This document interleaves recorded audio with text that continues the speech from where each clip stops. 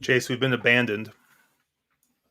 Talk about the B squad, man. Look at us. We're like the lunchtime lineup at the strip club.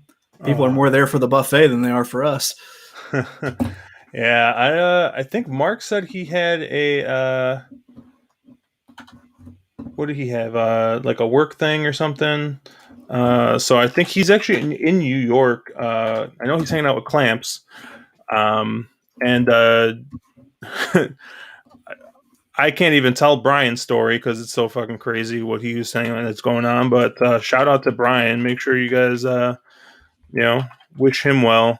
But I know he's going with some personal stuff. And then Caleb is running late. But he does say that he's going to be here. But it looks like, Canterbury had a little bit of shenanigans going on in the race before, so their post times dragged a little bit. I didn't think we were going to have time to talk about this pick 5 at all here at Canterbury, but I actually threw together a quick little ticket here. Yeah, go for it. And hopefully I put this in correctly. But I'm going to start off with a single here at the 6. Looks like, speak of the devil. There he is. There he is. Oh, that doesn't look good. Oof. Oh, it's this one. That's the one that we normally do. There we go. There he is. He's here. He's wearing red. He's matching me. He's got the Bama bangs going. He looks like a John Parker Wilson with the Bama swoop going. My headset's muted. I don't even get a chance to defend myself, and got the or just one. Are time. you flipping kidding me? Did your single just scratch? My single just scratched. Are you flipping kidding me? Throw in the 9. Use the 9. What is going on tonight? How the current favorite just fucking scratched, and that was my single here. So what track are you looking at? We're looking at Canterbury here. We got Canterbury up. Is it a mess? I was gonna try and play this pick 5 because they are literally like a half hour behind because they had a horse get loose last race, and the horse was just doing his thing for at least 15 or 20 minutes. So that horse was loose, not good loose. Man, I'm gonna have to go ahead and put a ticket in here, fix this up. Use the 3 and the 9. I think it was a 2 and the 9 is what I wanted. Was it the 2 and the 9 that I wanted to use? Let me let's pull up the PPs here real quick. I felt pretty good about just singling that 6, and I was like, hey, the 4 is going to be the favorite now, right? This Lady Gold start. Mm-hmm. Who was the other horse? I was literally just going to use the Mud Pedigree here, which I thought was your 2. Oh, this 8 is Ruben Fuentes' horse. It's 8. I was definitely not on the 2 here. But I did not handicap this race because I did not anticipate a horse being loose for about 15, 20 minutes. Yeah, I mean, this 4 should get loose here, so I guess... they had some big delay last night, too, didn't they, for weather or something? Yeah, they had the weather delay last night, so looks like we got John Massey. John Massey's, just dropping knowledge, saying the 6 is a head case, and he's on the 1, 2, 3, and the 4 here at Canterbury. Caleb, I'm sure you haven't looked at anything yet, but I haven't. I also tossed up Emerald Downs because I don't know how this is gonna look with them being off the turf. So let me. Canterbury's off. Yeah, but it's still huge fields in all 4 of these late races. Yeah, it's fast, or is it muddy or sloppy? It's muddy. There's still a little bit of standing water, it looks like. From what I went through and watched the replays of the first 4, And it looks like if you break on top, or if you're dueling it out, you're probably going to win. They're swinging really wide out of the turn because I guess that rail is just trash right now. So it looks like you want like fast and wide. I'm sure Josh wanted the 6 here, didn't he? I did want the 6, and the 6 scratched.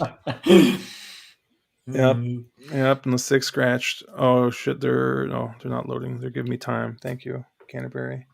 So Canterbury, just kind of speed capping this. I like the price on the 9. She's got it 13-1 right now. She's got a wide draw. Should be involved in the early pace.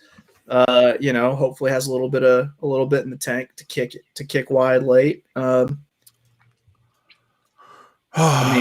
I went from an asshole single to going 3 wide. So I got the 4, the 8, and the 9 here in this first leg, which sucks. Tripled my costs, but I really thought that I thought making a stand on that 6. Well, the 6 was also 4-1 on the morning line or something, 7-2. Yeah. So I thought I was going to get a little bit better of a price there, but that's what I'm going to roll here. I'm gonna box up the 139 in an exacta. Nothing for me. That's probably the smart play. But I think the 1 and 3 both look good. I'd probably try to beat the 4 off the layoff, but you gonna call this race, Josh? No. But they are off here. And my 4 is not in the lead, there he goes. Here he goes. All right. 4 did not have the best of starts, but he's clear now. So, although I think he wants to get clear so he can get out into the 5 path, because that's what I saw last race. Look at the I got this 9 looking strong way out in the middle of the track. I think the 4 went too fast too early, man. Hopefully the 9 goes out and grabs a hot dog and wins the race at the same time. 4s. Oh, I don't know. I don't like that. I don't like when they start looking back, because you don't know if hey, I'm just fully loaded, or hey, I'm about to back into all you guys. You better get out the fucking way. Right. It gives me false confidence when they get caught. When the jock's looking around for competition, they get run down. Looks like no one's catching him though. Yeah, that 4 is gone. Yep, he's just fucking paddling through the mud there. Yeah, he's got an ugly action on him, but I guess it works. There was a horse. Was it yesterday, Chase? I was talking to you, and I was like, Downs. Yeah, I was like, I don't know if that horse's action, if he just didn't change leads, or if his action is just that bad. It was pretty fucking horrible. It was ugly. There was no lead. It was doggy paddle both at the same time. It was bad. It was real bad. Yeah. I mean that makes sense. I mean, with the scratch of the 6 here, the 4 just looked like lone speed. I was a little like you, Caleb. I was a little concerned about the layoff, but also, when you start getting in the mud, who is the what kind of pedigree we got here on the 4? We got mud pedigree, Upstart, that's all right. We don't have Mark here for the Tomlinsons. I know he's out in New York. I think he's getting he's going to be heading up to Yonkers. Maybe I think he's at Yonkers right now. Is he at Yonkers now? We should be able to get him to call in. That's what I'm thinking. Yeah, I will say, I've watched a lot of Canterbury, and by a lot I mean 2 days now. And it seems like this Tony, what is it, Rengoff, something, the trainer of that 4 horse, Tony Rengstorff, whoever he is, it seems like he has a lot of horses like this. They're coming off of layoffs with only 1 or 2 published works. And that one clearly fired. A couple of the other ones have ran pretty good races, better than I would expect, coming off a 7-month layoff with 2 published works. So I don't know if he's training them at a private facility somewhere, which would be my guess. But I've been kind of fading his horses based on that angle, and it might be time to reconsider, because that horse was clearly tons the best. Well, if you like Tony Rengstorff, he's got a horse that I'm going to try to get around foolishly in the next race, the 6. That's The 6th is a Minnesota bred maiden special weight. The 2 Magician's Holiday for old Ringstorff.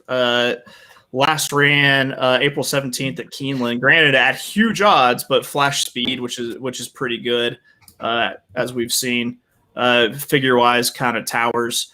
I'm still going to try to beat this horse. I probably should single it, but I'm going to try to beat it with either the 4, which has some pretty good works, a really good published gate work on May 9th. 36 second, three furlong work out of the gate. Or the 10, which I thought, might try to, or sorry, the 10 might get out and show a little bit of speed. It was the only other horse that was remotely close on figures to the 2. So, that's how I'm going to kick off a pick 4.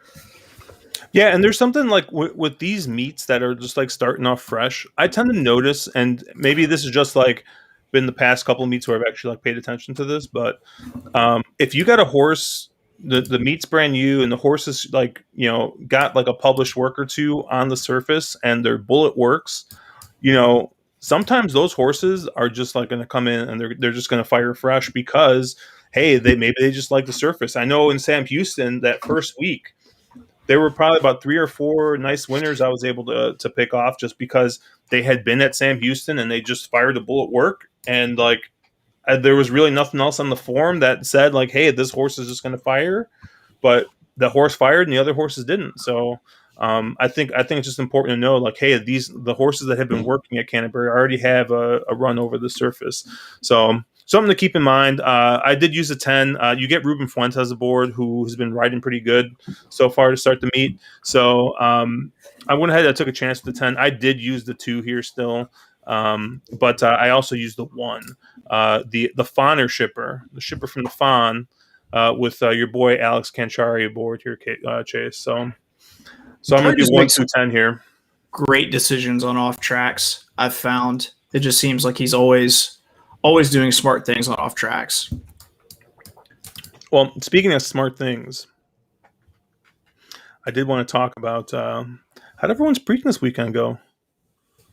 We haven't talked since we didn't do a podcast this week, so we didn't really talk about that. But Chase, how was your Preakness weekend? Excluding the big race, it was pretty good. Especially the undercard on Saturday. I had a couple really good exactas and trifectas that came through.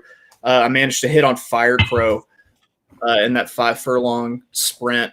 Even though I think I initially picked it just to be a contrarian dickhead, and it proved me right. The other horse I was really high on was Some Like It Hot Brown, who ran a huge race, got absolutely, murdered odds-wise going into the gate. I played a really strong exacta with English B underneath, which didn't come to fruition, but I played a semi-strong exacta with Some Like It Hot Brown over a couple of horses for like $8. And I mean, I think it was like $60, 60 something for $1 exacta. It managed to hit that 8 times, which really kind of, put me in good position. If I wouldn't have been such a moron, I would have used other horses outside of the Bob Bafferts and been alive for $10 double, because I was alive for $10 doubles to Medina Spirit and the Concert Tour, which I don't know where Concert Tour is touring right now, because it seems like it might be on the State Fair Trail at this point, opening for Molly Hatchet or some shit, because that horse is done. I did toss up. Chase has got a pick 4 ticket here for Canterbury. It looks like he's going with the 2, 4, and 10 here in this first leg. And we got a trifecta ticket here. I'll leave up for a little bit here. Caleb, how was Pimlico for you? So I didn't really play much on Friday. I had a crazy week. I missed the stream. Shit was just nuts. So I really didn't play on Friday. Saturday, it was okay. I ended up jumping into a stable duel contest. It was pretty big contest. I think it was like the 20K guarantee or whatever it was, and ended up finishing, I think, 8th maybe or 5th. It was like top 10, so I picked up a few $100 there, and then played Saturday's card at Pimlico. Ended up hitting the early pick 5, which paid pretty good considering it was pretty chalky except for one race. And then things kind of fell apart for me in the stakes part of the card in the back half of the sequence. I didn't have Rombauer anywhere. I just didn't like that horse. I thought he could hit the board. I didn't think he could win. The only horses I thought could win were Medina Spirit and Midnight Bourbon. I was way against Concert Tour, so at least I get the moral victory for being right about that. But unfortunately, it doesn't do much for the bottom line. So yeah, I don't think it wasn't. I didn't get killed. I mean, I didn't make a killing. I never really get that excited about Preakness, and this year was really no different. So it was all right. The track biases kind of like presented themselves pretty early, and if you made the adjustments for the track biases, then yeah, I think it was easy to have a really good undercard.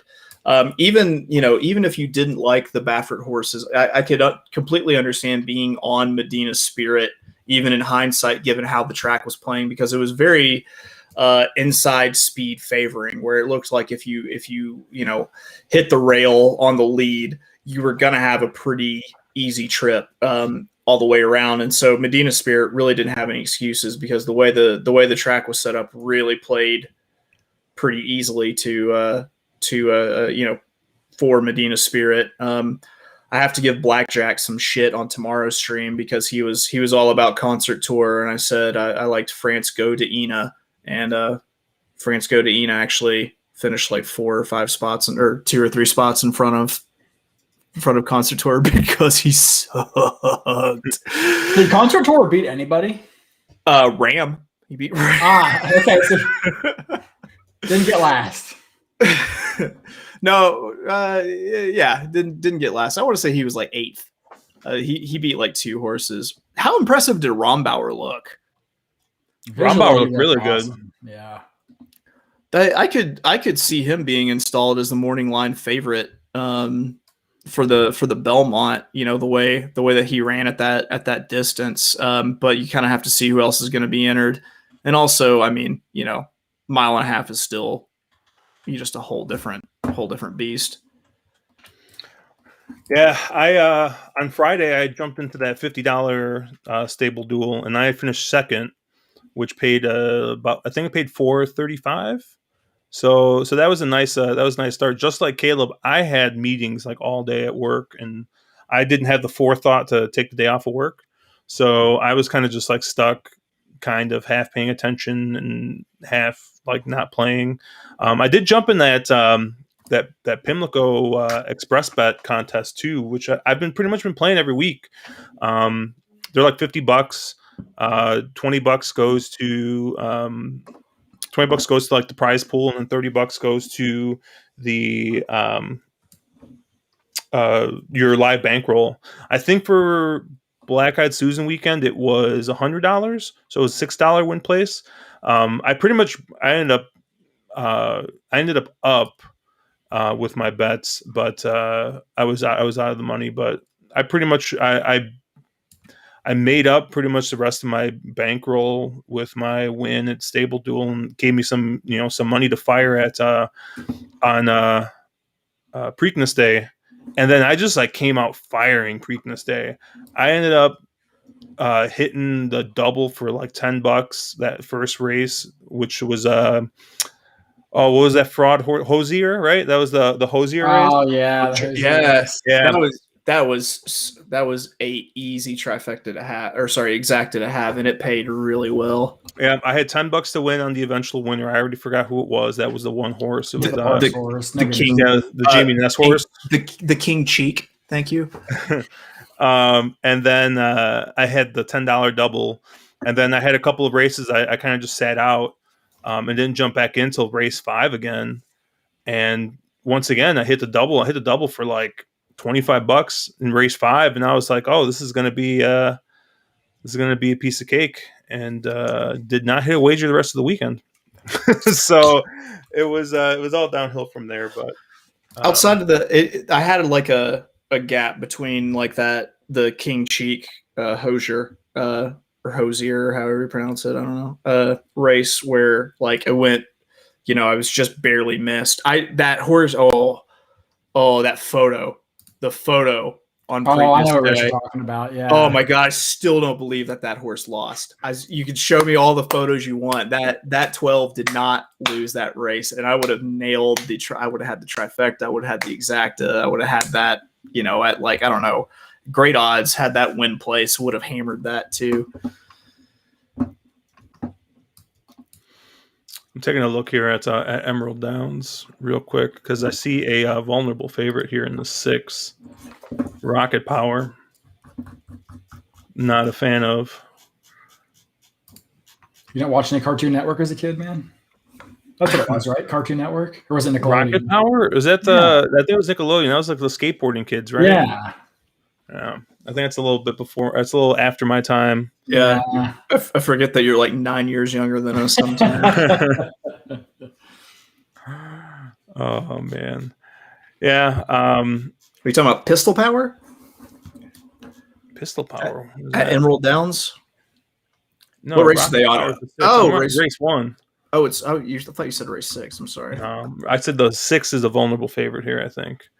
I actually like the 2 and the 3, and I think I'm getting 3 to 1 on both of them. Of course you do. Yeah, I mean, look at when you start getting to these like cheap ass tracks, like this is it. Like this is where Josh betting like becomes betting. Yeah, this is where like it becomes just like regular betting. It's 5.5 furlongs, and like, yes, give me the horse that's going to be in the lead. Let's box up the 1, 2, 3 at Emerald Park. I don't know if the inside is good or not, but I'm going to say that it is.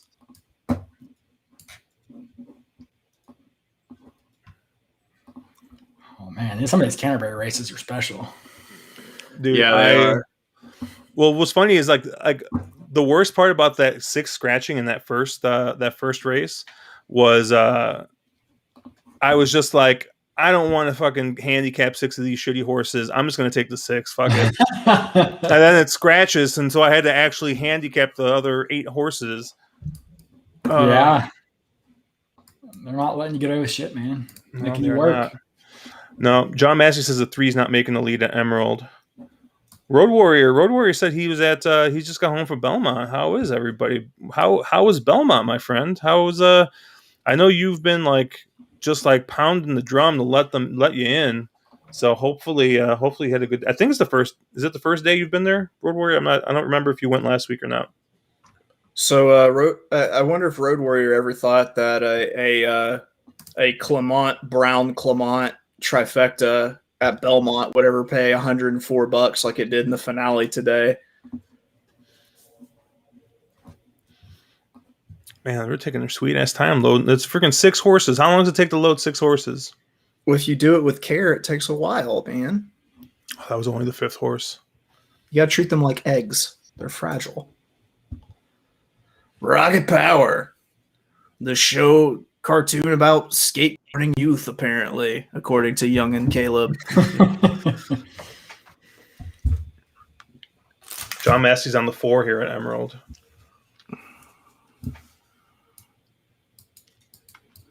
I hope it wins so we can just go sweet sassy whenever it wins. I mean, John Massey deserves like all the good like towards him after that beat last night. Dude, that was brutal. What beat did he have last night? He was live to. He had that 8 at Canterbury for the pick 5, and Cantrari came flying by. Oh, with a 7 or somebody came flying by, or outhouse to penthouse. Oof. Yeah, that's never have words been more true.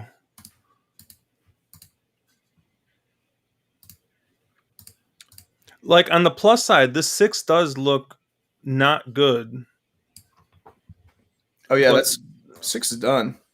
But this 3 is not doing anything, and this 2 might just get passed.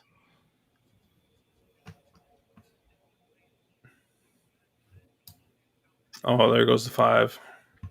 Here comes the 6 up the middle of the track. Meow. Did you just mark that 6 into the? Oh yeah, Yep. that 6. Yeah, that 6 was way gone. You could just toying with them. One for fun. Yep. Bad favorite. But terrible favorite, that 6.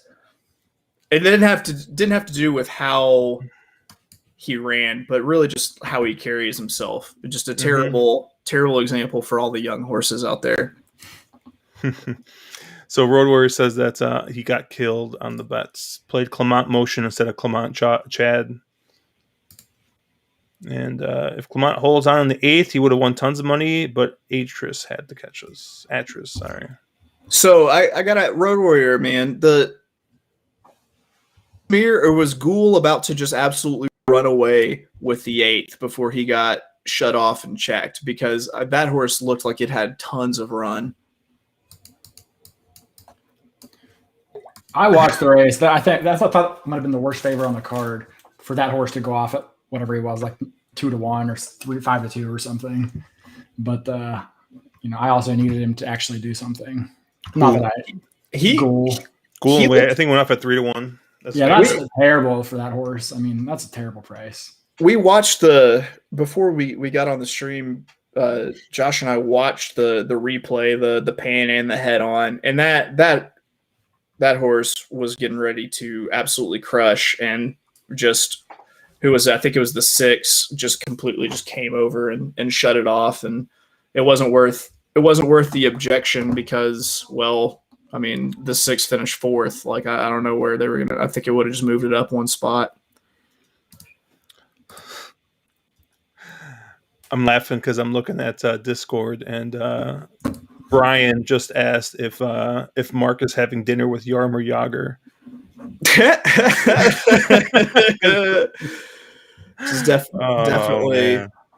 Definitely Yager, like a good 10 years after he retired. Yager really let himself go. Yeah, maybe 20.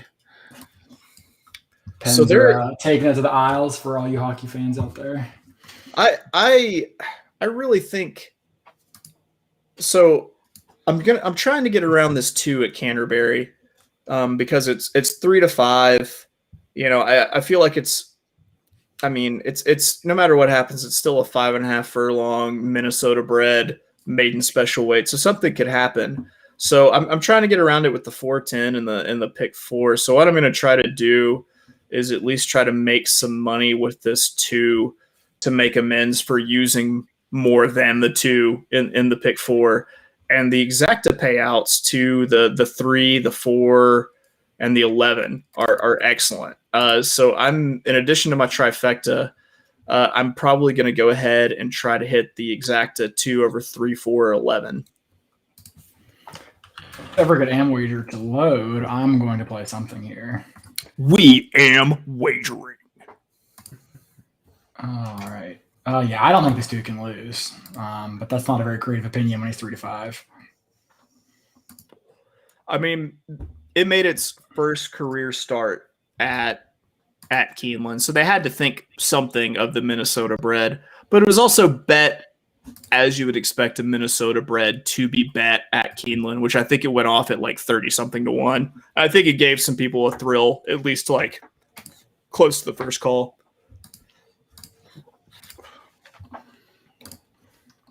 Does everyone just feel like way more loose and relaxed with Mark not here, or is it just me? I don't know. Like, it was just kind of like, I know I was kind of hoping Brian was going to be here. I was really interested to see what the dynamic was going to be with the 4. Like, if you can get canceled off of YouTube, there's a good chance it might have happened. Because you don't have Mark to give us the judging looks. It's true. Yeah.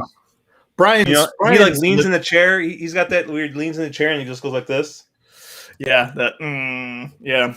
Brian is living, sort of living the plot to Gran Torino right now. It feels like. I mean, Brian's life has to be like the stories that he's told me. I mean, we could probably just like ditch this whole YouTube thing and just try and make like a movie just based real off his life. real Brian Duransky stories. Yeah. Like the amount of just like crazy shit he's done, and like tragedy, and just like, I mean, it's just like insane. The highs and the lows, like just, it's spine chilling. I would list some like person, like, but the only director that I can think of is like J.J. Abrams, and I don't know if J.J. Abrams would make a good Brian Duransky movie. It's like But if you take The Hurt Locker, Gran Torino, and multiply it by What Dreams May Come, then you've got the tale of Brian Duransky. It feels like. Is What Dreams May Come the one where Robin Williams is dead? Yes. Okay. Except he's alive. I just want to clarify, Brian is alive. Oh, okay. He will be back next week, probably. So John Massey says if he were to use another horse, it would be the 6 here. Heavenly Gazebo, who I just happen to be zoomed in on here. I just noticed his 8's got, we were just talking about this, his 8's got that bullet work, but it's a flat out. They like to win first out. The 8 absolutely wins for new favorite trainer name. Rupeshwar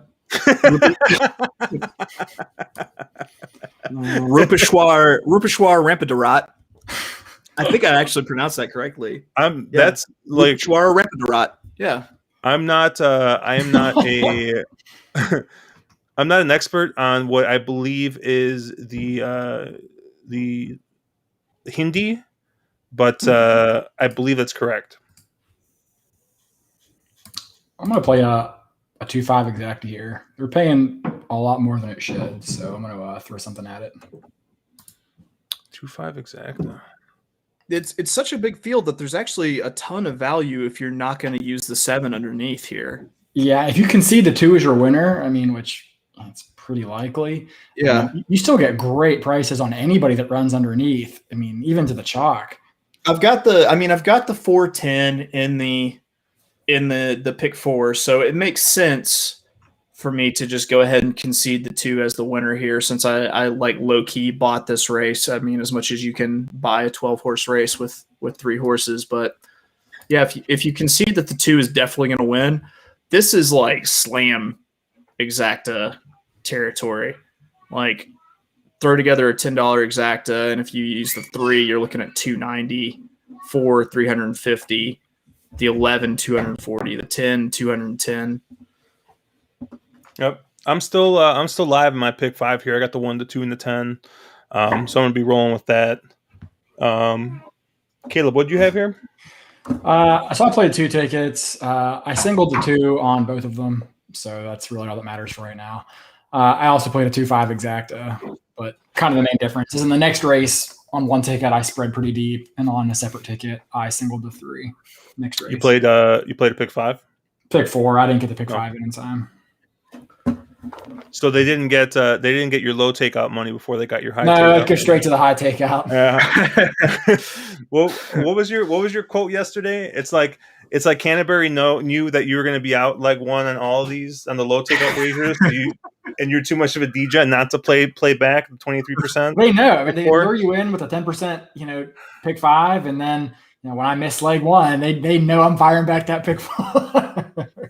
I did ask. I asked on Twitter if anyone actually had like the updated takeout percentages, and I didn't get a response. Which, with my great reach, I didn't exactly expect. But I think I thought I saw somewhere it's like 23% or something like that. So yeah, I wish that they would update it on Hannah. It's crazy how difficult it is. I mean, it's a big gripe of mine, but it's crazy how difficult it is to get takeout information for tracks. Like they do not make that very easily, obtainable for the average bettor.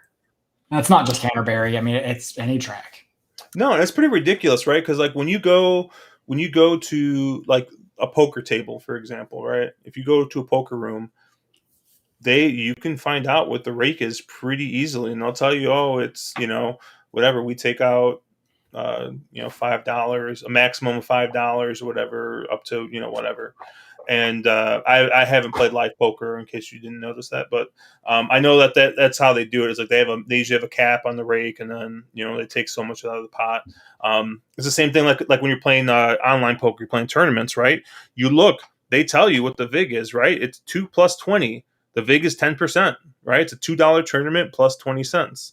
Like you know how much the vig is, but man, they make it tough with some of these wagers, and then it's like a guessing game. And like it's one thing too, like with Sam Houston, where like all their horizontals are 12%. It's like cool, like I'll just roll doubles the entire night, right? But then like it's like if you're a horizontal or you're a vertical player, it's like you get just like raked over the coals. I think they're like 23 or 25% for some of their verticals. So yeah, that's not even counting like the goofy shit that some tracks do, like California, the late pick 5 has a higher takeout than the early pick 5. It's like 15% versus like 23 and change, I think. Like Naira has a higher pick 6 carryover on days, or has a higher pick 6 takeout on days where there's a carryover. So it's like, even if like the general rules, like there's still those little nuances that makes it so tough to actually find out. Sorry, I had to put the kids to bed and say goodnight. I'm going to call this race and show Tampa Bay Downs what they're missing. John Wilbanks likes the 11 here at Canterbury, but we're gonna have a Chase on the mic here. Man, anyone but the 2 or the 7 is paying boxcars. And looks like we've got one more left to load, maybe 2. And the 10 Rovatron in line, 10 Gabriel's Legend in line. The 11, now Rovertron, for the ever dangerous Tony Ringstorff.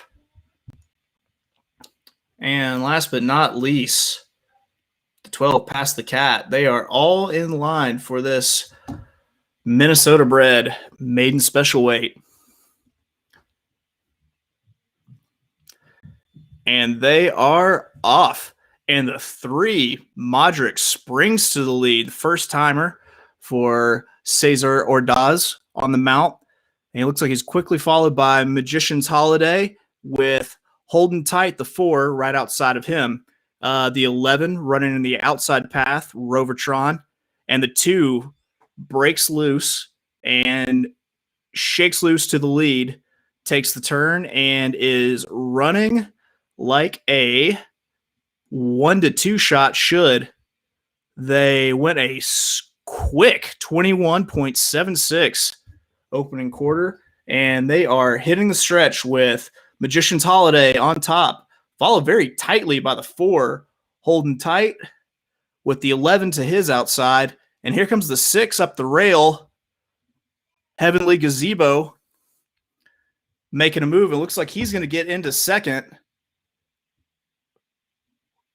2 absolutely gone. It looks like we're going to get the 6, Heavenly Gazebo, underneath, followed by the 5.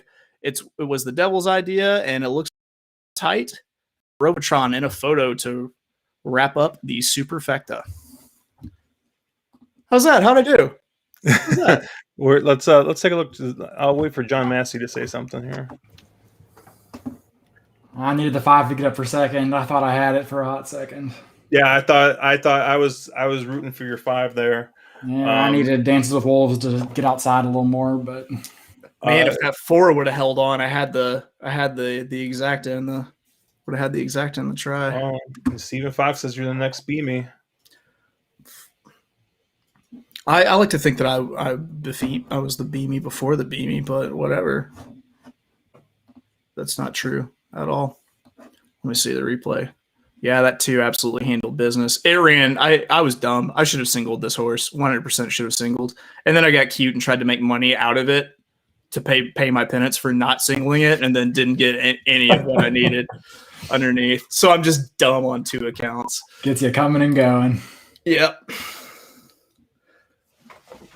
Yeah, the 2 followed by the 6, 5, and it was the 4. That 4 got up, holding tight. It was the one that 3 really went flying. So I can't tell if this is for real. I can't tell if this is a real comment or not. But Christopher Milmore says Rupeshwar Rampadart. Yep, is more of a second time out trainer. So yeah, I think everybody knows that. John Massey says it was just like Grunder. No idea who the horses are and who's where. True pro. Thank you. And I've only been doing this for like a month, so what was Grunder's excuse? So yeah, I'm alive to the 3-7-10 in the pick 4 now. Yeah, I have a ticket where I singled the 3 next race, and then I got the 5-7-8 on a second ticket.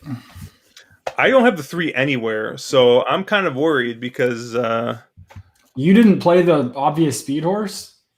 At least the horse I thought was the obvious speed horse. Let's take a look. I think at some point I just started looking at like pedigree. I guess there were other speed horses in there, but I just think the 3s, coming out of the Keeneland and Fairgrounds races, much the best. The 2, yeah. Oh man, you're talking about this? Yeah. Hold on, did I fat finger my ticket? That looks like a horse I would use. Oh, let me look at today's bets. Yeah, I'm trying to get around JP Warrior, which I know that horse has ran at Oaklawn at some point. Oh, I tossed that horse immediately. I don't like him at all. He can beat me. Yeah.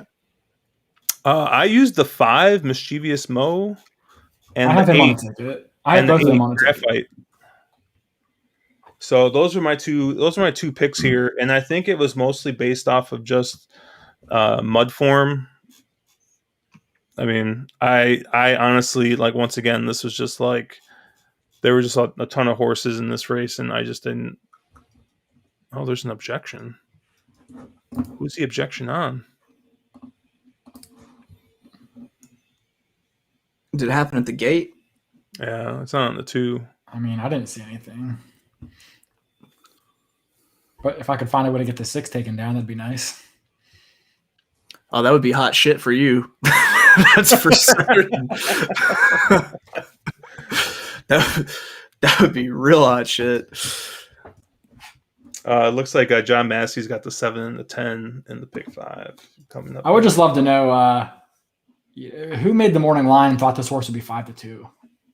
Yeah, no joke. I mean, come on, right? Like, that doesn't matter. It doesn't matter what the surface condition is like. It doesn't matter what the he could run around twice and still probably beat that field. Yeah, when like the next closest figure to that horse was like, I don't know, 10 or 15 points lower. Yeah. Who's the objection on?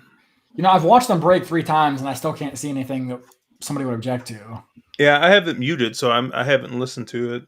Yeah, so do I. I need them to pull down the 6 and 5 and put the 4 into second. I don't see anything that the 6 did wrong, but I'm really hoping he comes down.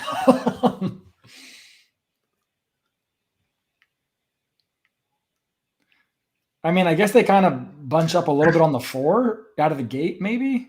Yes, they absolutely mugged the 4.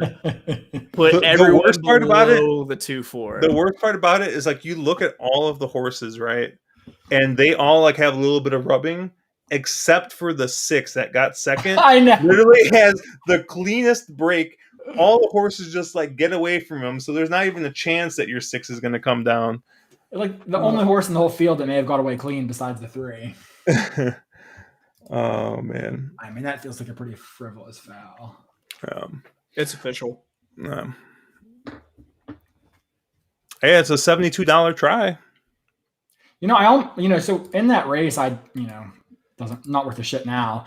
I had the 2 over the 5, 6, 10 was what I was going to play in a try, but I just played the exacta instead, which I guess wouldn't have mattered because I would have had the 5 and 6, I guess, but whatever. How on earth in a race where the favorite went off 1-5 does the trifecta pay 72.35 and the superfecta pay 177.63? That is crazy. It's all about field size, man. Because like, think about it. At that point, you're playing like an exacta almost, and you got 2 huge prices coming in. What was the money behind the 7 for? Like, I didn't like the 7 at all. And me either. I mean, his only dirt race was horrible. Like, he clearly, doesn't want to be on the dirt. Like, I don't even know that he really wants to sprint, to be honest with you. Like, I don't get the money on the 7 at all in that race, but he definitely made the exotics pay pretty nice. I wonder, like, I don't know. Are you guys looking at any other product? I only got Briz up, and that's all I downloaded, like Timeform or DRF for that horse.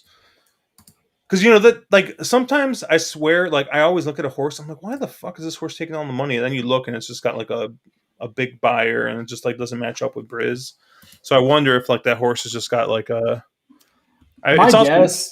My guess is that the public is, it's the Thursday night Minnesota Canterbury betting public, which is probably betting a horse based on his turf performances in a dirt race. And because his turf figs are good, they're competitive, but his dirt fig was terrible. And I guess if you argue that he actually is fine on dirt, but he just improved with experience, maybe that's the angle there, but I didn't see it.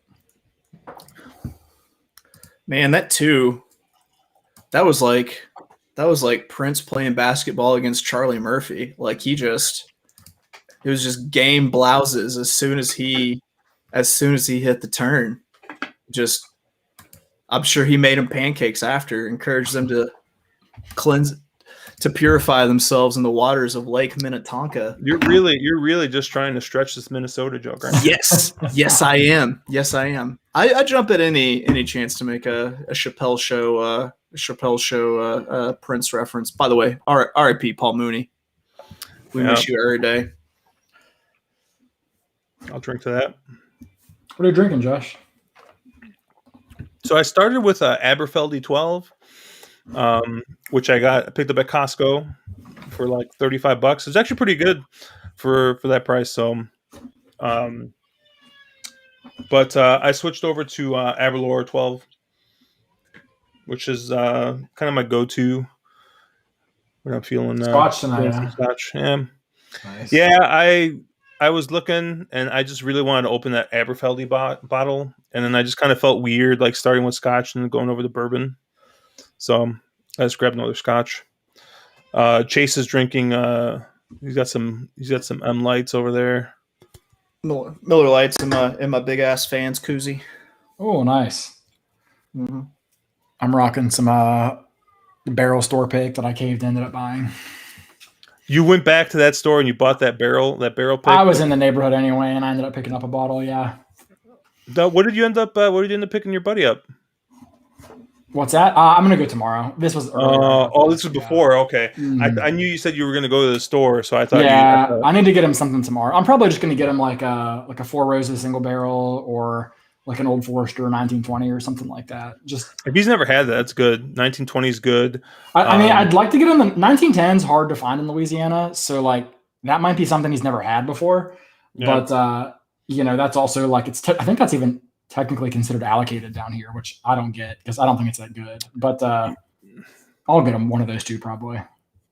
Yeah, that's like super easy to find here, so I could have. Yeah, that's weird though. Like that's like the weird thing, right? About like whiskey and like distribution and all that kind of stuff. Like, like the like biggest example that people always talk about is Ohio and Weller. Yeah, right? I've experienced that.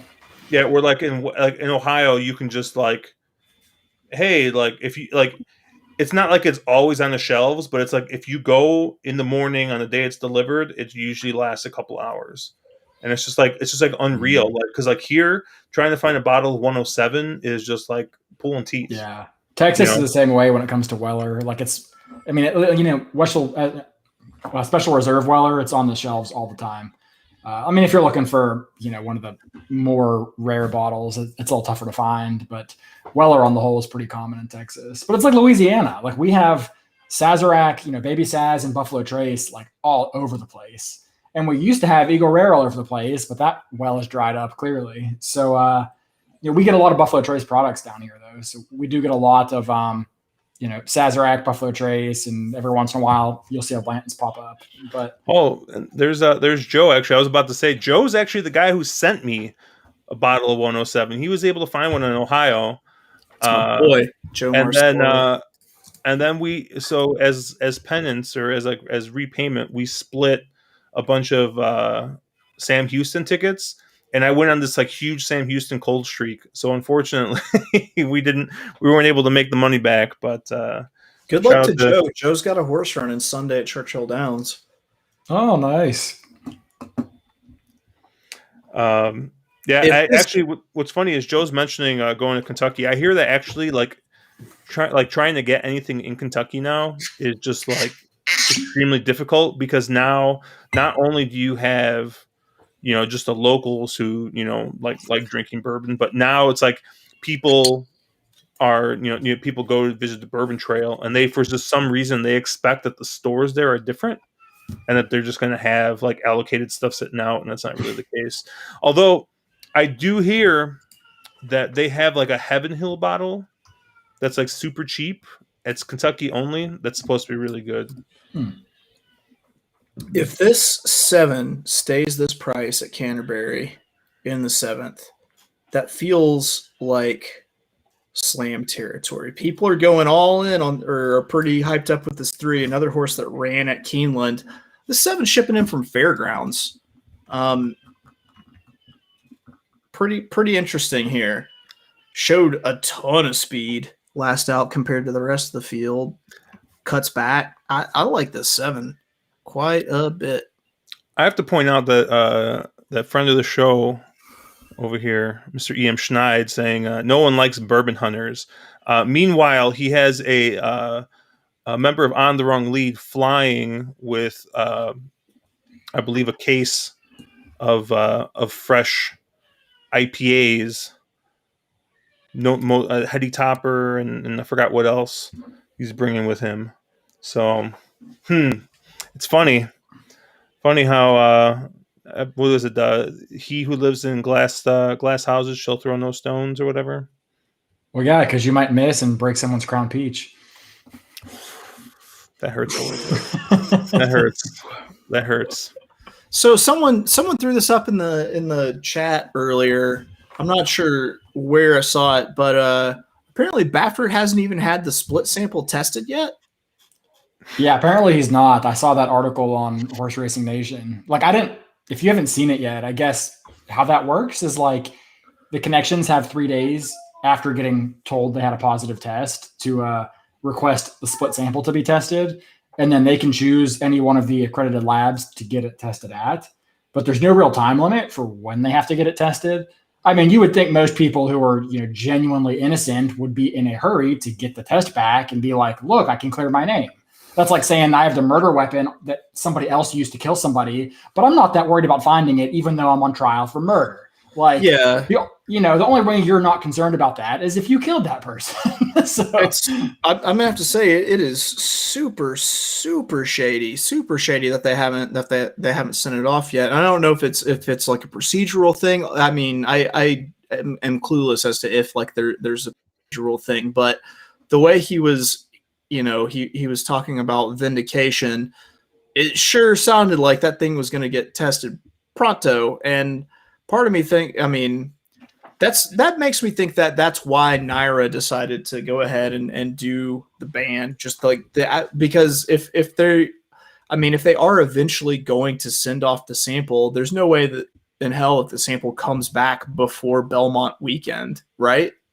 But do you think that the sample was going to test Pronto or Protonico? Get out. It was really nice of Josh to host On the Wrong Lead for all these weeks, and I'm really sad that this will be his last show.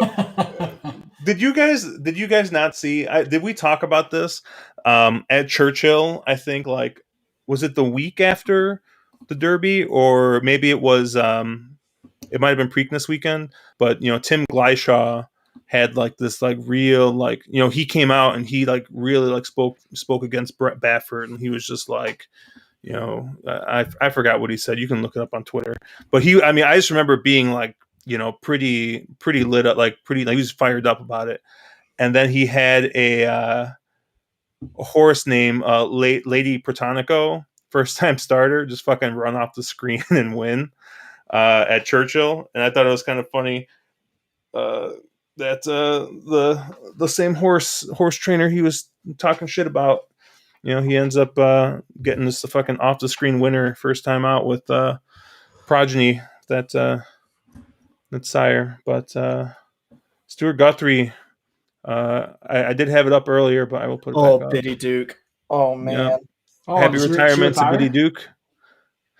Did she get injured, or did she just get retired to be a brood mare? Fuck Biddy. Do y'all not remember my like Biddy Duke heartbreaker where like there was a horse that was like 1-5 and I was like, I'm gonna beat this horse. Like I was set to make a ton of money. And Biddy Duke, like, all right, the 1-5 like goes to its knees in the gate. Like I am home free and fucking Biddy Duke comes flying in. It was like November or December, maybe early January, but like I nearly wept because it was like thousands of dollars that Biddy Duke got me for. I thought Biddy Duke's a speed horse. Yeah, I mean she is, but there was a couple of races she came off the pace. Because I'm pretty sure I've bet like Biddy Duke every time I've seen that name, so I assume it's a speed horse. That's Biddy Duke. Just remember that I remember when you were wronged at Los Alamitos and unrighteously disqualified and cost me a pick four for like not that much money, but the principle of it was unjust. oh Josh, like 2 days later sent like I was still hurting from the Biddy Duke thing. He sent me an anagram that spelled Biddy Duke, and I fucking quit Discord on the spot. I was just done with it. Like it was too much. It was too much.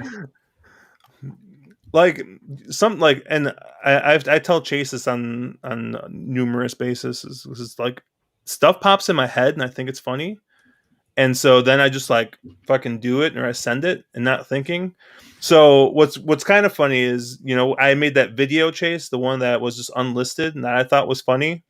And even though I didn't release that video, just the fact that I even thought about it pissed you off. God, your victory lap video. God, I was like, I saw it, I was like, yeah, it's cute, you son of a bitch. Chase and I were talking about going back and finding all the times you were wrong and making a counter video. Just making like a super cut, just an absolute super cut of your. We could have probably made one just for Jakarta. Just Jakarta, just the Jakarta just super Jakarta, cut. Yeah, Chase, I know, has got tons of ammunition from my Jakarta meltdown.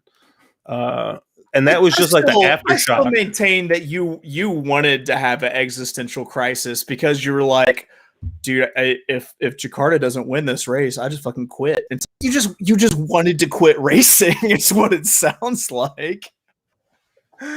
Oh man, it was like, yeah, that weekend I had still made money, and I was like, screw it, I'm just putting it on Jakarta to win. God, and I wanted to say, you told me that, and I was like, really? Is that what you want to do? Oh man. Oh, life decisions. John Massey's asking if Biddy Duke was ridden by Alex Canchari. Man, that was the tough. I'm so sorry for sweet sassy John Massey. Like that was the toughest beat that I've seen in a while. Just the way that oof. I can't. I'm gonna stop talking about it. Dude, the funniest thing about that DQ that Stuart's talking about is like all eyes were on Los Al because like how many tracks were open at that point? Was that the hook race that got? Yeah. That was the hook race. Was it Biddy Duke that got DQ'd? I don't know that I've put a dime into Los Al since that DQ. Yeah, Caleb hasn't played since, and yeah, so Biddy Duke got hurt out of the Gamine race. I think I played Gamine over Biddy Duke Exacta. I think that was my play in that race. Yeah, because that was who was it? Aaron Greider was aboard, right? And everyone thinks that the only reason they DQ'd was because it was Aaron Greider and some like I forgot the trainer, but because they were outsiders to Los Al, so everyone's like, "Hey, we're going to DQ these Santa Anita horses shipping in." Yeah, he shipped in to steal the purse, and then it was some tacky ass foul. And the worst part was the horse that got the worst of it is another horse I had covered, who ended up running third. So like they took down the horse I had in first and put up the horse in second. When the horse that got the worst of it, if there was anything that you could call a foul, ran third. So yeah, I was not happy. That's the worst. That's the worst feeling. Blindly tailed Mark and hit that hit that pick 4 with the DQ, and all I remember was just like acting like a real asshole about it. And there was someone in Discord who like had definitely did not get the benefit of the DQ, and he was not happy with me. I was like, I handicapped that so hard. I didn't. I just tailed. I sent you a little trifecta play here. This is a great trifecta race especially if you're against JP Warrior and think you can beat this horse down to third, which I do. All right, I gotta see your play here. Let me get this up here. You got your trifecta here. 710 over 3, 710 over 3, 4, 6, 710. Oh, sorry, that's supposed to be 3-5, I guess, because the 4 is scratch. But irregardless, which is definitely a word. So is everyone excited for Belmont for the Belmont weekend coming up? Not this weekend, but actual Belmont Stakes weekend. We got the Met, the Met Mile. Everyone loves the Met Mile. What was it, June 5th, right? It's not, because it's 3 weeks after the Preakness, right? So we got 2 kind of quiet weeks here. Yeah, I'm excited. I know Caleb's excited that the Met Mile is that day and not 4th of July like it normally is, since he's going glamping. I am excited. The Met Mile is one of the best races of the year, but like having it on the Belmont Stakes Day makes that one of the best days of the year. Like last year they didn't have it and it just wasn't that good, or they didn't have it on the same day and it wasn't that good. I'd rather have one amazing day than 2 like kind of days. You'll have the Belmont, you'll have the Met. You got the Acorn that day too, right? Yeah. I mean, do we even know? I mean, obviously with the Charlatan news that it sounds like he's heading for the breeding shed or, wherever he ends up. Would we know who's going to the Met Mile this year? Well, Stephen Fox saying that the Met Mile won't be the same without Charlatan. Yeah, I mean, it might be actually fair. Definitely won't be the same. Who said what about my decor? Clark, Mr. Choo Choo Blue over there saying that Sessoms loving the decor. It's like you're in a homey little Airbnb in Lexington. Yeah, look at that. I've got that. That's a pin drawing of the starting gate at Oaklawn. Below is a winner's circle photo from 1944 Oaklawn. My wife got me that poster and the plant. Its name is Rupert. You're only missing one thing. What's that? You're missing a picture of Bob Baffer getting knocked down by Authentic. Yeah, I know. I still got to get it printed out. I still got to. Do you have it? Like, did she finish it? Oh yeah. I've got like nice. The digital files and everything. I just needed to send it like Snapfish or something because I'm planning on getting it printed out onto a canvas for 4 copies. One for me, one for you guys. God, I thought I couldn't hate him any more than I did when he won the Derby last year, but I do. I'm seriously taking it as Clark. I'm seriously taking it as a compliment, man. I appreciate it. I was showing off. Shout out to Clark. I'm putting his kids through college by eating all the Dominoes I can. Yeah. Listen, you just need to Irad. Oh my God, I hate Irad right now. It's yeah, man. Like Josh is eating so much Dominoes that they couldn't keep human drivers. Like there weren't enough of them to keep up the shifts, and it's actually having to be delivered by Neuro. Avoid the Noid. All right, I was actually going to ask you this, Clark. What is the Noid? I don't remember those commercials because I'm not 40. What? Clark. I don't know if Clark is 40. Is Clark 40? Yeah, Clark's 40. Yeah, I'm almost there. By the way, I'm super pissed that none of you guys claimed shot ski for me for my birthday, which is Saturday. We lost a shake. Oh, okay. Yeah, that makes sense now. I get it. It was probably like an 8-way shake for shot ski. Yeah, I mean, I think it went to Linda Rice.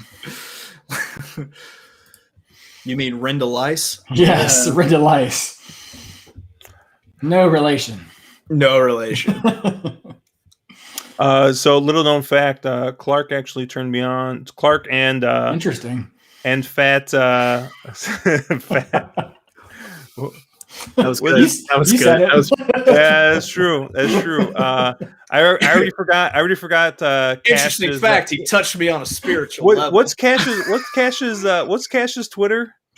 Oh, Fatter John Misty. Yeah, so Fatter John Misty and Clark turned me on to the chicken bake at Costco. I'd never had one before, so I finally this last time I had to get a chicken bake.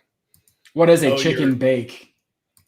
Like I really don't know, but it's just like tastes like chicken, bacon, and like Caesar or ranch dressing. Last night, Josh went to Costco, and for someone who doesn't use drugs, it was the most just like stoned person trip to Costco that I've ever heard in my life. Because It was of like the hot Cheetos, a chicken bake, hot Cheetos, whiskey. chicken bake, and a hot dog, some whiskey. a walking around Mountain Dew. Clark says it's a better hot pocket, basically. Is it chicken and bacon? Yeah, chicken and bacon. It's delicious. That is a hell of a lineup, Road Warrior. Hell of a lineup.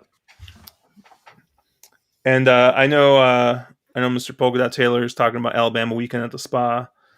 I keep on going back and forth. I have it in cart. I have the whole trip in cart. It's just whether or not I'm gonna click the checkout button. But I need to plan my weekend. This is gonna really frustrate you, Caleb. But I found flights for like $180 round trip. Did you round trip? Yeah, dude. That's but crazy. What are you waiting on? The hotel, well, because first of all, they're like basic economy fares, so I would need to either just like not pay for a seat and just like take my carry-on or my personal item, which we've done it before, like when we go to Vegas, and like it's super easy in the summer when like you have shorts, right? Because like you just shorts don't take up a lot of space or whatever. So Caleb, it looks like you got your Vaseline on the lens thing taken care of there. It's a good look. What's that? You were super blurry. You took care of your Vaseline on the lens look. Yeah, I don't know what's going on with the camera. The focus keeps going out of whack. Holy, my 7 got bet down to 4-5. Good night. Jesus Christ, did you really? Yeah. I was worried about avoiding the Noid or whatever the fuck it is, and then charity for all. Man, 6-1 on this 3 all of a sudden looks like value. Yeah, it does. Quite a bit. What's the 10 at? The 10 is at 6-1. Yeah, I'm gonna go with both of them at 6-1. I'm just dueling win bets. 1-6. Yep. Are you calling this one too? Are you calling this one too? No, I want you to, Josh. I want you to make my birthday wishes come true. Do it. Go. Dude, like my horses didn't get to the lead, so I'm already just like upset. And this 3, they're off. Whiskey Plank, the 3 breaks to a quick lead with the 2 War Trail tailing behind at the rail. We got the 7 Charity for All, the heavy favorite at 4-5, sitting a stalking trip right off of Whiskey Plank's hip, and the 10 Squared Straight outside of him. Further back, War Trail drops back where he's followed by the 6 JP Warrior. The 5 Mischievous Mo sits in last, and we have a move in the middle coming from the 6 JP Warrior and I can't tell who that is because they can't hold the camera straight. The 8. Now we've got them bunched up really tight. All 3 horses in my pick 4. This probably won't end well for me. Number 3, Whiskey Plank starting to pull away. Charity for All tailing, and then you have the 6 starting to make a run, JP Warrior. Oh, here comes the 10 Squared Straight, and the 6 making a bold move up the rail. But it looks like right now Whiskey Plank's got a pretty easy go of it. Going to be challenged by JP Warrior any moment now. And they hit the top of the stretch. It is still Whiskey Plank the 3 holding strong. Come on, we've 5. A big challenge by the 5. Mischievous Mo up the rail. Whiskey Plank drops fucking anchor. Good fucking night to my pick 4. And the 5 Mischievous Mo runs away with it. Takes it from JP Warrior. Whiskey Plank holds for third, and Here we go. There you go. Here we go. That's a nice little price there. the 8 rounds off the superfecta. God, That double paid $40. That can't be right. Am I looking at the right will pays? Oh my god, that double's going to pay $20 for $1 with a 1 to 5 in the first race. And my pick 4 is done because my 3 horses had what do they call it? One of those ding dong slapping contests on the front. A ding dong battle on the front end. Yeah, maybe I thought it was a ding dong slapping contest, but whatever. The Fauner Park announcer. Definitely seems like for an off track, it seems like the rail isn't that bad, and it seems like you can close. It just changed. Like it hasn't been like that all night, and they just kind of went suicidal on the front. I didn't even see what that was. I try to do a better job of actually. Basically, most of my life is at this point is trying to live up to the expectations of sweet sassy John Massey. So I hope he approved of that call. Those are best ones so far, I think. Thank you. Yep. Unfortunately, John Massey is dead. Front end vendetta. Where's my ticket here? Here's my ticket. Yeah, so we're through 3. I'm 3 by 2 to end this. 1, 6, 11, and 2, 8. 1, 6, 11, and 2, 8. You said. Yeah. I'm dunzo. All I can do now is play a double to my asshole single in the 9th and try to come up with something with the gimmicks in the 8th. But I'm gonna pee first. Excuse me. Oh man! Wow! But for all the horses we said were good prices, we ended up at 5. He was 2 to 1 at some point in the post parade. he paid. Yeah, well, he paid $20. I know he was 2 to 1 at some point. I mean, but the win pools here are so small. Yeah, I just I don't know. I played. I was like, yeah, whatever. That's crazy. Like a lot or a little? I mean, $20, 20 to 1 on a double with a 1 to 5 horse in it. Like, that's just insanity.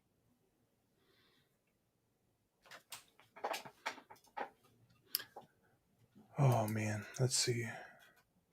Oh, because I guess I had a couple horses here I thought you could use, but the 5 was certainly usable.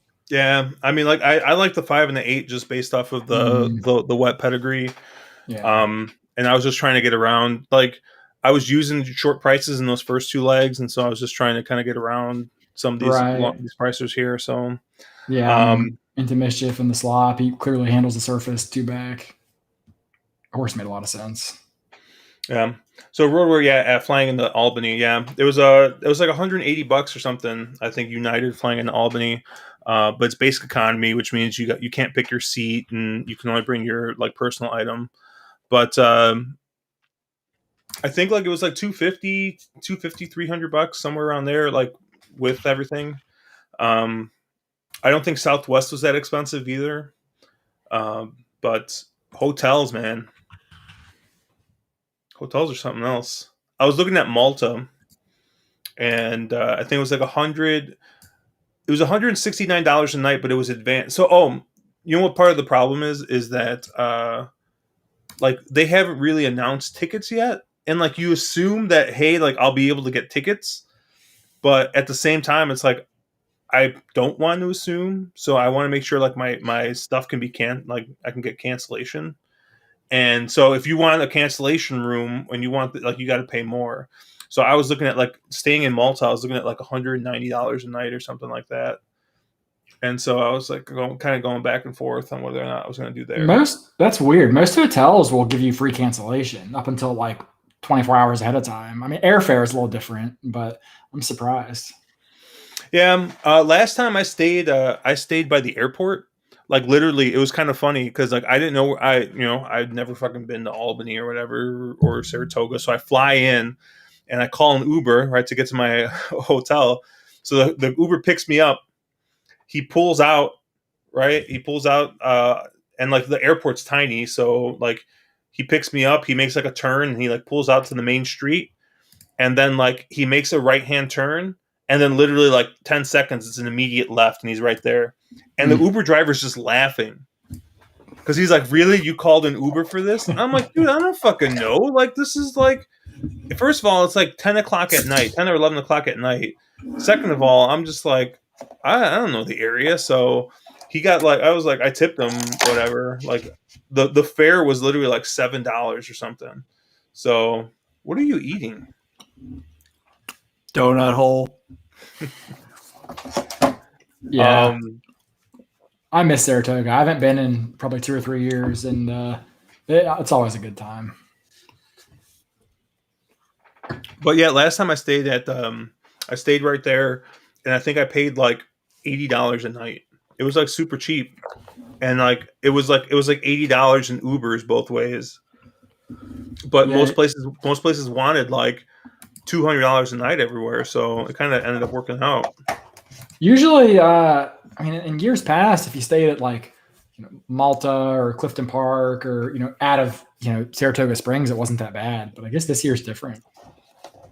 Malta? That sounds like a really long commute to the track. It's about 20 minutes. I think it's 18 minutes. It was like the Uber was a lot cheaper. It was like $18 or something each way. So you didn't make Mark pick you up? No, I did. I did when I was in Albany.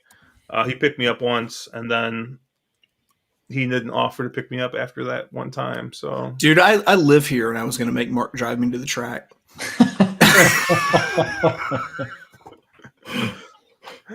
Oh, Mark.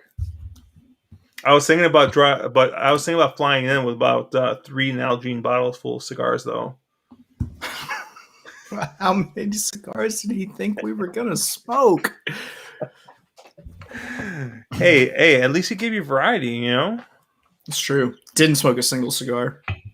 Really? He flew with 2 Nalgene bottles worth, and you didn't smoke a single cigar? I didn't know. I think he did. He had a lot of time by himself at the hotel. That it was hard. That wasn't even supposed to be a slight, but it was impossible not to make it sound like one. Yeah, you know what? Now that I think about it, it probably would have been different if you guys were at the track, right? You guys were at the track, like you're outside, like whatever, and easily you guys would have gone through, I don't know, 10 cigars that weekend. Because he was there like 3 days, right? Right, but at the same time, it was also just pouring ass rain, like the entire weekend. Like it would have been us like huddled in like a dry corner, smoking cigars together. Yeah, it's funny because so when we went to Vegas in August, we went to Vegas in August. We went to a cigar bar, and it was the first time or a cigar lounge. The first time I'd ever like smoked a cigar inside, and like it's just like totally different because like when you're outside, at least here, like literally, like I'll sit on my patio when it's not even a patio; it's literally like a concrete slab like this big. But I'll sit out there, and it's like a fucking wind tunnel, right? So like I keep on telling Mark because like I'm still relatively new to cigars. Miller Lite and donut holes do not settle well. But I keep on telling Mark, I'm like, is it me or is it the cigars? Like, why do they keep on going out? Like, I don't understand. And he's like, that's probably the wind, because I bought. I like read some guide online. I got a little like Tupperware container with these fucking like humidity packs and stuff like that. So I'm like, I don't know if my cigars are dried out. I don't know what's going on, but Caleb, did you smoke all 3 of those I sent you, or you still got that one? I still got the one left. I forget which one. It's one of the darker. It's a darker one. I forget which one that is. But no, the first 2 were solid, and they actually kept really well. I was surprised. Just in the Ziploc bag with the little like humidity pack you threw in there. I was kind of worried, in the mail if they might get a little bit, a little stiff, a little hard. But no, they stayed good. Yeah, we so when I first Mark sent me he was like, are you interested in cigars? And I was like, I've never had one. He's like, I'll take care of you. And he sent me I don't know, he sent me 6 or 7 of them, just all kinds, way different. And yeah, he sent me in like this bag or whatever. But like I was like, well, I should probably keep these decent. So I bought like one of those jars, those humidifier jars or humidor jars or whatever. They're like it's like $10 or whatever. And yeah, that worked pretty well for a while. And then like at some point, I got like this like I think I hit some big ticket on over the summer. I was like, Mark, let's fucking split a box of cigars. So like we split a box of cigars. I sent them half of them, and so I have the like. I was like, well, what the fuck am I gonna do with a box of cigars? You got the So I was shade like, grown Uptons, right? yeah, the shade grown, yeah, or the shade, The Uptons, the the undercrown. underground. That's right. Yep. I know it started with a U. Got to give me bonus points for knowing the vowel. Yeah, they're good. They're solid. I sent you one, Caleb. I think I sent you the Maduro one, which is the like the blue. It's got like a blue line. I sent you the other one. I think it's got like a white line, and then I sent you the Oliva, Connecticut, which it was just like way too peppery for me. But Yeah, I know a lot of people really like those. I just thought like it was just like a pepper bomb, but I love Connecticut wraps. The Ave Maria Immaculata Connecticut wrap. That is my shit. Love that cigar. Mark sent me a bunch of like coffee infused ones that I really liked. So I've been Yeah, he sent me like a nub espresso. So we need to just sit back and realize just how well Mark takes care of us. Yeah. He just now when you say coffee, you don't mean like one of those like flavored cigars, right? You mean just like it's like, got a little bit of the flavor to it. There's like blueberry cigars and shit. Like no, this isn't like a white owl that you rip the guts I'm not out even of. talking about that, but yeah, it's not a white owl that you immediately gut and leave the guts of in the gas station parking lot. Oh man, the one that I really liked was I think it's Tabic. It's Drew Estates. Which make underground. So it just seems like from what I've liked, it's mostly been Drew Estate stuff. So, but they make these like Tabic Especial, and they're really good. They have a dark and a light roast, and you get that hint of coffee. But Maskless Market Yonkers picks coming in hot. Wait, is that Mark? Yeah. Enjoying him some Yonkers. Let me see if I can do this. Share. Stop sharing screen. Share.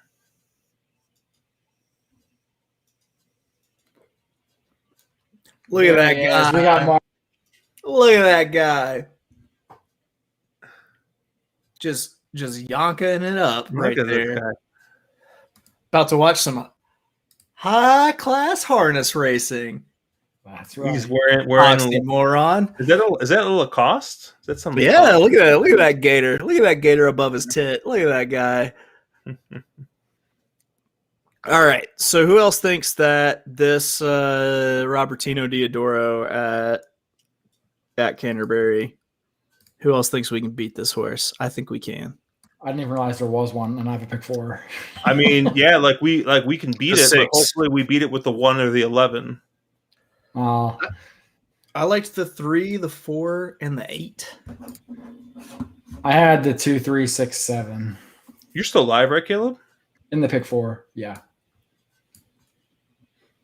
I think this is going to knock some of us out. What, do you have the 6 now, Caleb, or no? I do have the 6. I have 2, 3, 6, 7. No, it will knock one of you out because I've already been knocked out. So you can knock the plural off of your shit. Now the 6 wins. The 6 wins, then Caleb and I are both still live. Yeah. I mean, I feel fine with that. I'm fine. Who else you have here, Josh? I have the 1, the 6, and the 11. Okay. Only we have in common is the 6. So here we go. We're going to do win place on the 4. We're going to play a 4 over 3-8 exacta. And then we're going to go 3-4-8 into the 6 for the double.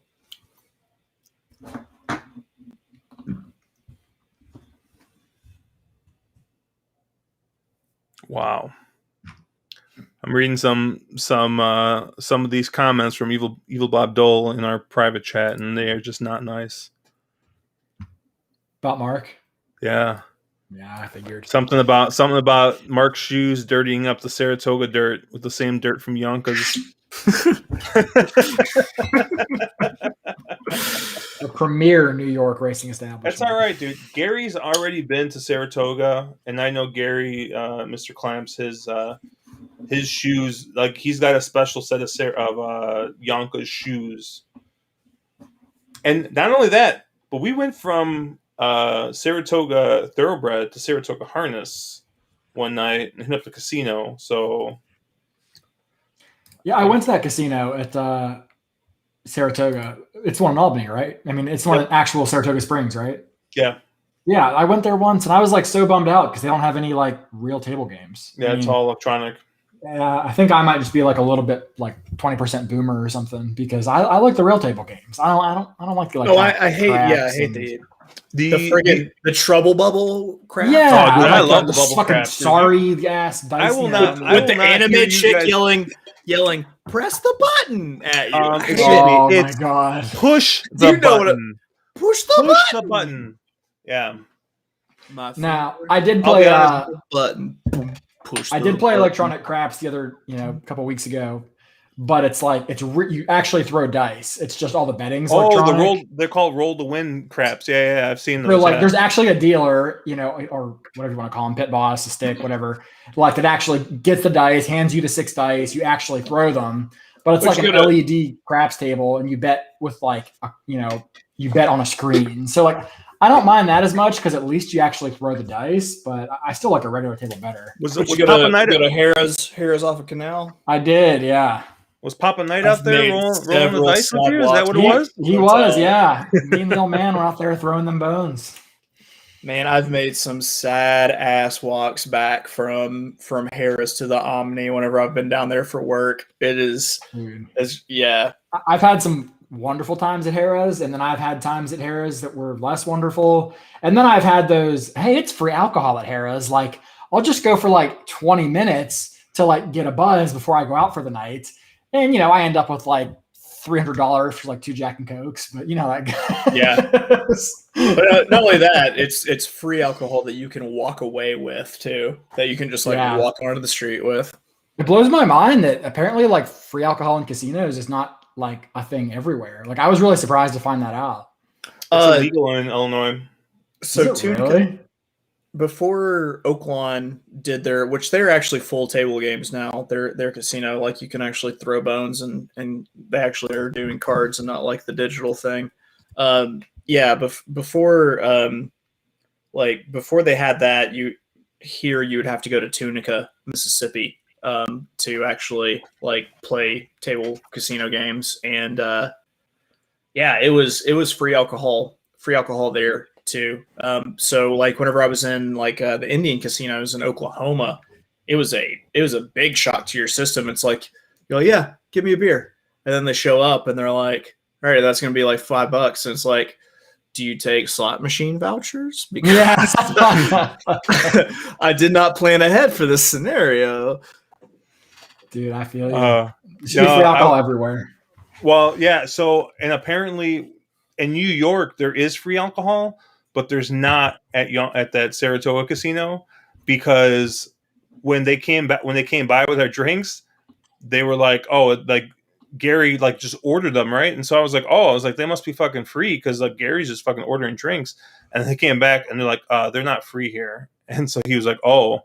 So I don't know if it's like a New York thing, like because I know he goes to the casino all the time at Yonkers, so it might be a thing there, but maybe not at Saratoga. Like I don't know. But it's definitely not a thing in Illinois casinos. So that's actually kind of part of the reason why I also don't really go to the casino around here. Like as much as I like just like sitting in front of a slot machine, mind-numbingly hitting a button, like something about just like not getting a free drink while doing that, like just I don't know. So do you have the Indian casinos there with the red screen with the like the No, that's like an Oklahoma thing. And dude, you know what they have them too in Wisconsin, I hear. Yeah, dude, the Indian Casino like the slot machines that get like the red screen where like screen goes red and it starts just like spinning like crazy and fucking like the war drums are playing for Chiefs spinning reels. Like it is the best shit ever. Like I honestly like will probably never play slots outside of like Oklahoma, like crappy 3-reel slot machines just for that reason because they're just fucking awesome. So I'm not proud to admit this. The only reason I know this is because I like occasionally I'll like if I'm just like doing something in the background, I need to toss something on TV. I'll put like slot videos, like people just like fucking playing slot machines just on the fucking TV or whatever while I'm cleaning up. Slot Lady was one person, Brian Christopher, like whatever. So I would watch them just like fucking playing slot machines. And like this one guy, so Brian Christopher just like goes like, apparently he's just like a professional slot player. Like that's all he does is play slots and make videos. But he's just there and you're just like sitting there and he's like playing them. But essentially what just fucking happens just like at random times, like you might lose and the fucking whole screen just goes red and just like it just starts spinning. Yeah.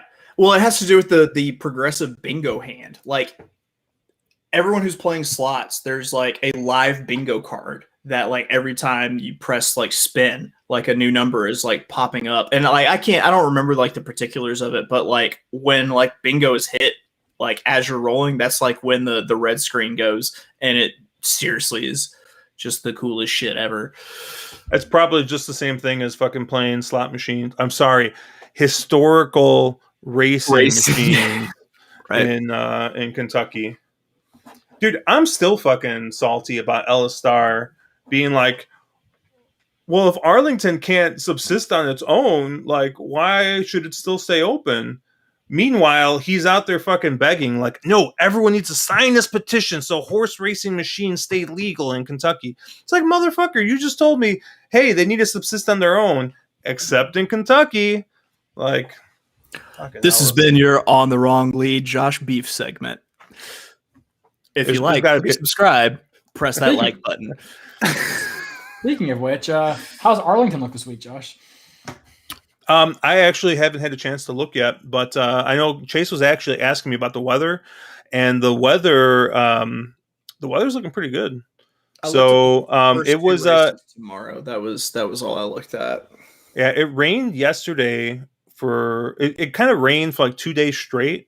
But today it was literally like 80 and sunny all day, and tomorrow it's supposed to be 88 and sunny. So, assuming they're not trying to be just like absolute jackasses and quote unquote save the turf course, which they shouldn't because they're not open on Fridays. Or they are open on Fridays. No, never mind. I thought they weren't open on Fridays yet. But we're looking like they got also eligibles in the last race. So 13 horses. There's no Arlington Million, right? There is, but it's just not going to be $1 million. It's going to be 600,000. That's still a good race. Yeah, it's still a grade one. You think Chet Brown probably still ships in and steals it? Yeah, probably. Either that or one of the shippers from overseas, but we'll see. They have like all these like automatic qualifiers, so that's how they always get like these good horses. But it looks like 13, 9, this 6, 11. This like crazy off form. Like if some crazy Dio magic doesn't happen, this 6 is 3-2 and just looks so beatable here in the 8th at Canterbury. Yeah, the fields at Arlington have actually been really, really solid. So good shrug off. It's all right. We weren't talking Canterbury. Yeah, we're not talking about Canterbury at all. But pretty much, we're gonna have like 9 to 12 horse fields every fucking race on Friday. So it should be good. I know they're doing a bunch of low takeout wagers. I think they got a pick 8, a pick 7, a pick 6. I don't know if the pick 5 is also 15%. It might be. I mean, I think when you got pick 8, you're just trying too hard. But like, no, I'd like to visit. Like, go ahead. The pick 8, like, hey, I'll give, like, if you think about it, the pick 8's like the perfect like fucking D-gen bet, right? It's like, hey, I got to bet all the fucking races on the card with one bet. Like, hey, let's fucking go. But it's like, really, if you got to pick 8, do you really need to pick 7? Like, come on. I mean, yeah, like have a full card pick 'em or something if you want, but like after that point, the only people that are ever going to play the pick 7 are the people that miss like one of the pick 8. Like, yeah, no. If you want to come up, right now the way that they're doing it is like you have to buy a package of tickets, unless you buy like reserve seating or something like that. But okay. I was even thinking when the tickets go on sale, I might just buy a fucking box for Million Day. I know it's going to be like a couple $100, but I might just fucking do it. What do you guys live to? We're about to go to the post here for the 8th. 2, 3. Nope, that's a lie. Oh yeah, 2, 3, 6, 7, 11. I actually do have the 11, Josh. You have the 11? All right, I got 1, 6, 11. This is gonna break down in the 4. It's gonna give 2 cheeky whip twirls. Look, I'm just saying, if fucking Alex Canchari pulls us off on the 11, Caleb and I are looking at some pretty nice payouts, I think, in this. Quincy Hamilton, isn't it? Am I looking at the wrong race? I see Alex Canchari on the 11. I'm just looking at the track feed. Yeah, Alex Canchari in the PPs. 11 Alex Canchari on the TVG has Alex Canchari. I see. You're looking at race 8, right? I mean, yeah. I'm looking at the video feed. Where the video feed says Quincy Hamilton. Yeah. Oh, who is the Quincy Jones of jockeys, as we've discussed? Yeah. And you're the Fat Joe of. I prefer to be the big pun, but sure. Yeah, this 11 will be good for both of us, Josh. Yeah, John Wilbanks likes the 7 here at Canterbury. John Massey says it was a jockey change to Quincy Hamilton. Okay. This 4. Give me 2 Luis Fuentes. Give me 2 cheeky whip twirls, and then he's going to come flying up the stretch. Who did you get in the last race, Josh? I got the 2 and the 8. Okay. I did like your 2, but like I played 2 tickets, and the one that had more coverage died last race. So I only have the 7 and the 8 in the last race. So I'm win place 4 here. Then I'm 3, 4, 8 to the 6 daily double. And I'm going to try, I'm going to bet on myself. Sometimes the best wager you can make is on your goddamn self. I'm going to go 4 over the 3, 8 in the exacta. In hindsight, I think I meant to use the 6 and the 8, but I put the bet in really last minute. So the 7 does not look like a horse I'd want to use in that last race. But, yeah. You know, I'll tell you what, if this 8 wins, its name is You Got This, and that's really going to sting. If you guys haven't yet, there is a 30 for 30 out there for Chase. And I believe it starts the biggest bet he ever made on himself. That's such a good opening line. What if I told you? He was just a tornado of alcohol and pills.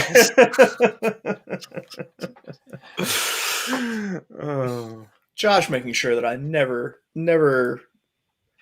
lock down gainful employment ever again in my life. Speaking of gainful employment, what do you got going on tomorrow, Chase? Tomorrow I will be on Always Be Racing with the ABR live feed with Danielle Monnier, a.k.a. Summer Rae from the WWE fame, and my boy Blackjack Fletcher. So we'll be on at 3 p.m. Eastern, 2 Central. Just playing the live races. Always Be Racing, because we live it. We always be racing. Are they going to be at live at any tracks, or are they doing back to the remote thing? They're back to the remote. They were at Pimlico last week. They're back. I have a feel. I actually think they're going to be at Belmont. And I'll Makes be here. sense.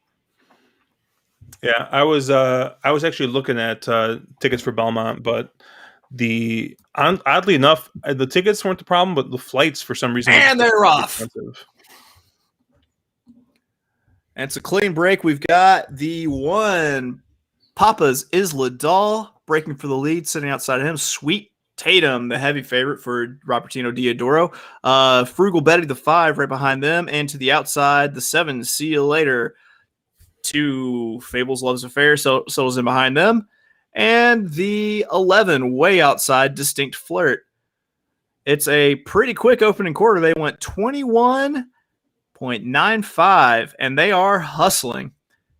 We've got a highly contested pace with 3 My Little River, 6 Sweet Tatum sitting right off of them. The 1 Isla Doll looks to be dropping out of it, but oh my goodness, here comes a big run from the 4. She Began Again. Right now in the lead, we've got the 3 My Little River, the 6 Sweet Tatum, and Sweet Hachi Machi. Here comes the 4 She Began Again, and this horse is flying. Absolutely flying down the stretch, just pouring it on. It is absurd. It is straight pornographic what She Began Again just did to this field, crushing by at least 6 lengths. Good night, Sweet Prince, to Caleb and Josh's tickets. Good morning, Sweet Prince, to my win place and my daily double. Well, nice pick, Chase. Thank you. Thank you. Yeah, that's well. Yeah, that works. Yeah, I mean, that was a tough rate. I never would have expected that 6 to be 4 to 5. What do you guys think of Sweet Hachi Machi? Before you get into it, before you think about Sweet Hachi Machi, can I turn that into my thing going forward? Is that my... I mean, why not? I used to work with a guy named Machi. I don't think it's claimed, if that's what you're asking. All right, please continue. Yeah, I never would have used that 6 had I known he'd be 4 to 5, but I just didn't see that coming, even with Theodoro. But like, they have some stupid fucking money at this track. That's all I can say. I think it went 4-2-6. Fables Love Affair. That 4 was so much the best. Yeah, that was a great pick there with that 4. 7-1. I'll take it. Looked like something happened. Well, the 7 looked really good in the turn, and then it looks like something went wrong, and he pulled up lame. The bias changed. Bias 100% changed. Yeah, I mean, it looks like it's all off the pace now. So looks like John Wilbanks said the 7 actually broke down. That's too bad. That is awful. Hope that the horse and rider are okay. So the 4 was She Began Again? Yep, She Began Again. 7-1. Who got up for... I want to know, because I was 4 over 3-8. There's a photo. I think it was the 2. I'd be really psyched if it was the 8, because that is a $43 exacta for $1. It definitely wasn't the 3. I'm gonna be sad when I see these. Let's pick 5's gonna pay payouts. nice. Yeah, it was the 2, Chase. It was the 2. Yeah. Yeah. But yeah, this pick 5 ought to be pretty nice, even with the free square. I mean, so everyone's dead. We had 2 big faves, I guess. Yeah, I'm dead. Yeah, I'm dead too. I had the 1, the 6, and the 11. I had 5 horses there, and I didn't get alive. Yep. But yeah. So what are you guys looking at this weekend? I know we went a little bit over here, but we'll probably wrap up here. But anything this weekend you guys looking at? I know I'm going to be playing that Express Bet contest tomorrow. I think just 'cause I've been playing that. I'm very likely going to be looking at things. Me and the wife and kids are getting out of town to a little mountain retreat for the weekend. Gonna have some fun daddy-daughter time, do a little fishing. So I'm actually going to do like all of my Belmont sheets like ahead of time, probably like tonight, and try to get them all. So I just have to do one little change, but that's it for me. Caleb? I probably won't look at much. I'm spending the weekend in New Orleans. I got a buddy of mine's birthday. I got a couple friends coming in from out of town, so I probably won't look at too much. I had nothing planned anyway. I'll put it that way. Yeah, this is probably the perfect weekend. It's a good weekend to take off. Yeah, I'll probably just be looking at Arlington. Maybe I'll look at Churchill a little bit, but that's just like the stuff I normally play. I'm not gonna. Maybe Belmont, but that's it. Like at this time of year, like that's it. Those are the 3 tracks I play. Maybe like I said, I was talking to Chase beforehand. I tossed in $25 yesterday, and I had some money to play around with tonight, so I put a pick 5 ticket in. But I gotta get out of here. All right, and that's gonna do it for us. So we are on the Wrong Lead. Check us out at wrong_lead. We got our Twitter handles up here on thewronglead.com. Make sure you check out Chase tomorrow. I'll catch you guys later.